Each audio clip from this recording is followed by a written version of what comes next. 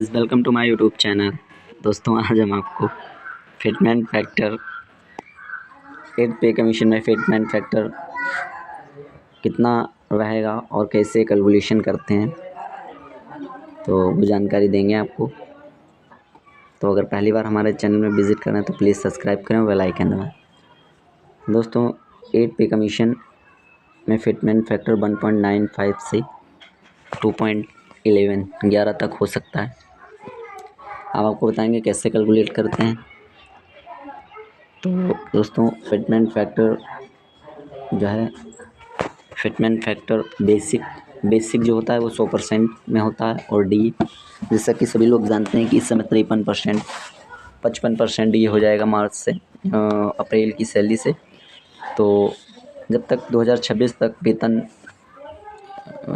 जब 8 पे कमीशन आएगा तब तक दोस्तों 63% अप्रॉक्स डी होगा। तो दोस्तों 1.63 का जैसे कि 7th पे कमीशन में 14.92 बढ़ोतरी हुई थी। तो दोस्तों इस बार भी 20 से 30% सरकार जो है भारत सरकार वो बढ़ा सकती है वेतन। तो इस हिसाब से 1.63 का 20% निकालेंगे तो 0.32 आता है, जो 1.63 में ऐड करेंगे तो टोटल जो फिटमेंट फैक्टर नया निकल के आ रहा है। अगर 20% की बढ़ोतरी होती है तो 1.95 फिटमेंट फैक्टर रहेगा। और फिटमेंट फैक्टर के हिसाब से ही दोस्तों बेसिक कैलकुलेट किया जाता है न्यू बेसिक 8 पे कमीशन में जो रहेगा।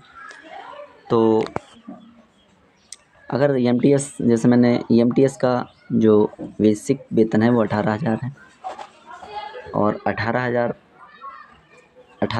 1.95 से जब कैलकुलेट करेंगे दोस्तों तो ये देखिए ये 18,000 को जो 1.95 से कैलकुलेट कर रहे हैं तो 35,000 मतलब 35,100 रुपये बेसिक निकल के आ रहा है। तो दोस्तों अगर 1.95 का फिटमेंट फैक्टर रहता है तो 35,000 बेसिक होगा EMTS का। वैसे ही दोस्तों BPM का भी देखेंगे। अब ये BPM GDS BPM है, इनका जो बेसिक है वो 12,000 है और 12,000 बेसिक में दोस्तों 12,000 बेसिक में 1.95 के हिसाब से जब निकालेंगे तो 23,400 रुपये आ रहा है। 23,400 रुपये ये न्यू बेसिक बन रहा है किसका, BPM का, अगर 1.95 फिटमेंट फैक्टर रहता है तब।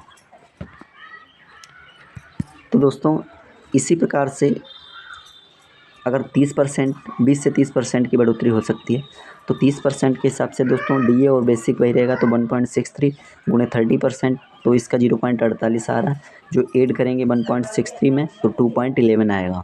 जो फिटमेंट फैक्टर ने अगर 30% की सरकार बढ़ोतरी करती है तो 2.11 फिटमेंट फैक्टर रह सकता है अप्रॉक्स। तो अब हम ये दो फिटमेंट फैक्टर के हिसाब से बेसिक बताएंगे और ये भी बताएंगे कि वर्तमान में जो GDS को 2026 में वेतन मिलेगा, जब 8 पे कमीशन का लाभ मिलेगा तब तक वेतन कितना होगा और क्या डिफरेंस रहेगा, वो सभी जानकारी मिल जाएंगी इस वीडियो में। तो दोस्तों BPM का जो 12,000 बेसिक है इसको 1.95 से जब करेंगे 23,400 रुपये इनका बेसिक आ जाएगा। और दोस्तों 23,400 के बाद दोस्तों 2.11 अगर रहता है फिटमेंट फैक्टर तो दोस्तों 25,320 ये रहेगा बेसिक 25,320। अब ज़रा यहाँ पर देख सकते हैं, मैं यहाँ पर EMTS BPM सभी का बता रहा हूँ, ये तो बेसिक वेतन है। तो EMTS का अगर 35,000 बेसिक होगा 1.95 के हिसाब से तो दोस्तों जब भी वेतन आयोग आता है तो जो DA है वो 0 से कैलकुलेट होता है। तो अगर 3% DA बढ़ता है तो 35,000 का 3% 1,050 रुपये होगा। 3500 मतलब टोटल अलाउंस जो DA टू TPA और जो हाउस रेंट अलाउंस होता है जो सेंट्रल गवर्नमेंट एम्प्लॉई EMTS को मिलता है, ये HRA वगैरह, तो उसमें जो है अभी 1,800 चल रहा है XCP। और बाकी जो है मैंने ये X वालों को बताया है 3500 अदर अलाउंस मिल सकते हैं टोटल। तो इनका 40,000 अप्रॉक्स सैलरी होगी। अगर 1.95 फिटमेंट फैक्टर रहता है तब। और दोस्तों बीपीएम की सैलरी क्या रहती है, बीपीएम की सैलरी अगर 1.95 के हिसाब से 23,400 बेसिक का होता है, और DA 3% 702 रुपये, और 500 रुपये ऑफिस मेंटेनेंस। ये मैंने नॉन स्टैंडर्ड ऑफिस के लिए रखा है, क्योंकि 500 हज़ार रुपये स्टैंडर्ड ऑफिस के लिए अलाउंस होगा। तो दोस्तों जैसे इस समय 250 ऑफिस मेंटेनेंस अलाउंस है, वही पे कमीशन में 500 नॉन स्टैंडर्ड के लिए होगा।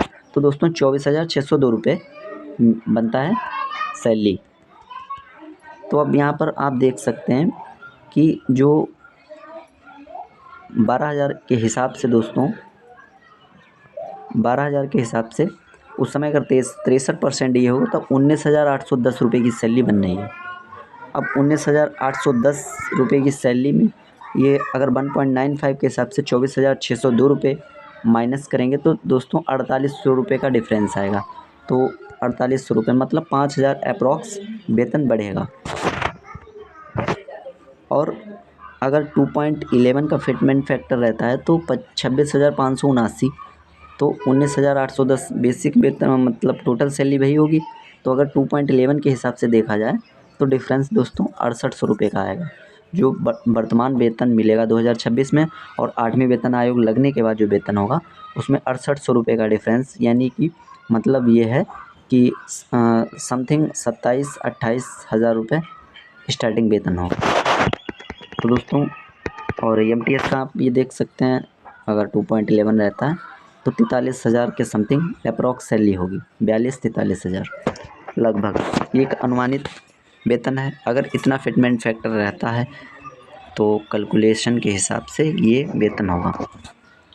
तो दोस्तों क्योंकि जब तक 4 आवर्स ड्यूटी रहती है तब तक दोस्तों यही वेतन होगा। अगर ड्यूटी टाइम बढ़ जाता है, 6 आवर हो जाती है, तो दोस्तों वेतन बेसिक बढ़ जाएगा। तो दोस्तों नेक्स्ट में बताएंगे कि क्या जो इंक्रीमेंट लग रहा है, जो BPM 3-4 साल सर्विस कर चुके हैं, क्या उनका 8 पे कमीशन में बेसिक में डिफरेंस होगा, अलग वेतन होगा, तो उसकी भी जानकारी देंगे। तो दोस्तों जो BPM का इंक्रीमेंट लग चुका है, जैसे किसी का 13,130 रुपये है तो उसका भी 13,130.1.95 के हिसाब से कैलकुलेशन होगा।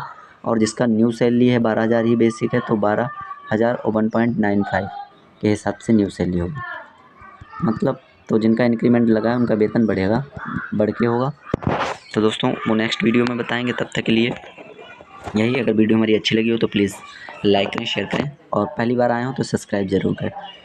कि जो भी मैंने जानकारी दी है बिल्कुल ऑथेंटिक है। और दोस्तों ये भी एक बात बता दें, 20% और 30% से ऊपर वेतन नहीं बढ़ेगा, क्योंकि जो गवर्नमेंट है वो 20-30% बहुत ज़्यादा, अधिकतम 20-30% बढ़ सकता है। क्योंकि 7th पे कमीशन में चाहे देखना आप, सबसे जो है कम बढ़ोतरी हुई है वेतन में, 14 पॉइंट ही कुछ बढ़ोतरी हुई है अप्रॉक्स। क्योंकि फिर भी मैं 20-30% मान रहा हूँ, उस हिसाब से ये सैलरी बताया है मैंने आपको। तो अगर हमारी वीडियो अच्छी लगी तो प्लीज़ लाइक करें, और पहली बार आए हो तो सब्सक्राइब ज़रूर करें। मिलते हैं नेक्स्ट वीडियो में। Thank you for watching this video.